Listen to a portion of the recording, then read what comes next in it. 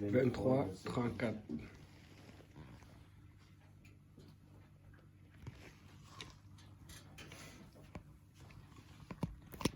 Jésus dit, Père, pardonne-leur, car ils ne savent pas ce qu'ils font.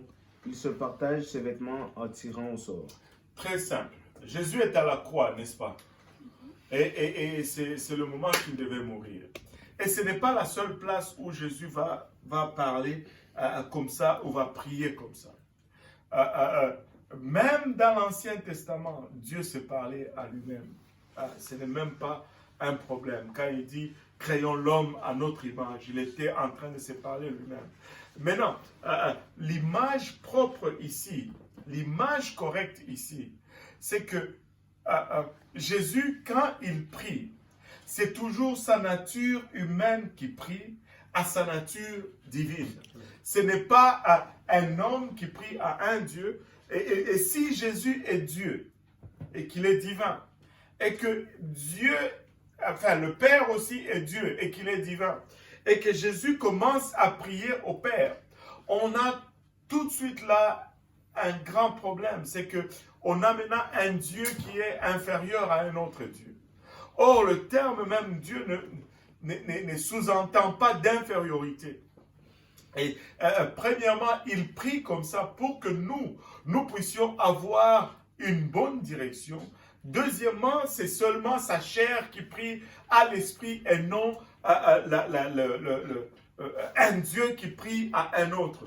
Si c'est une entité entière qui prie à une autre entité entière, c'est problématique. C'est un Dieu qui prie à un autre. Or, un Dieu ne prie jamais. Un Dieu ne prie pas. Mais Jésus avait les deux natures. Et les deux natures étaient à 100%. Il était à 100% homme, il était à 100% Dieu. Et comme homme, il avait faim. Or, comme Dieu, il nourrissait la multitude avec 2 poissons et 2 pains et 5 poissons, ou ainsi de suite. Comme Dieu, alléluia, comme homme, je veux dire, il se fatiguait, il dormait. Mais comme Dieu, il est le repos. Il ne dort, il ne sommeille, ni ne dort. Donc, il peut agir selon une nature, tout comme il peut agir selon une autre nature, sans qu'il n'y ait de conflit du tout. Et c'est tout simplement cela. Il prie par sa nature humaine, et en cela, il nous donne la bonne direction. La bonne direction. La chair va toujours pointer. Ça, je l'ai déjà fait une démonstration. Quand Jésus parle du Père, c'est parce qu'il est l'image du Dieu invisible. Et l'image pointe toujours vers le réel. Et le réel pointe toujours vers l'image. C'est qui nous donne la bonne direction. Ça, c'est une démonstration que vous pouvez faire chez vous quand vous êtes chez vous. Ben, vous y êtes déjà. Mais quand vous êtes chez vous, allez dans la salle de bain. Mettez-vous devant votre miroir. Et si quelqu'un vous demande de montrer où vous êtes en donnant une direction, si vous pointez vers... Enfin, je vais m'expliquer.